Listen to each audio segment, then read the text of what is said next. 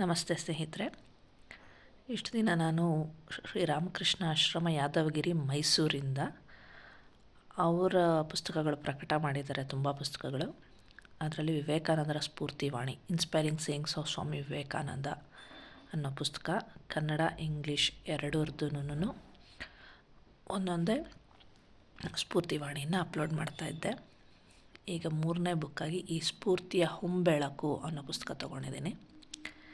ಇದು ಪೂರ್ತಿ ಕನ್ನಡದಲ್ಲೇ ಇದೆ. ಪ್ರತಿದಿನ ಜನವರಿ ಫೆಬ್ರವರಿಯಿಂದ ಡಿಸೆಂಬರ್ವರೆಗೂ ಪೂರ್ತಿಯಾಗಿ ಪ್ರತಿದಿನಕ್ಕೂ ಒಂದೊಂದು ಸ್ಫೂರ್ತಿವಾಣಿ ಕೊಟ್ಟಿದ್ದಾರೆ.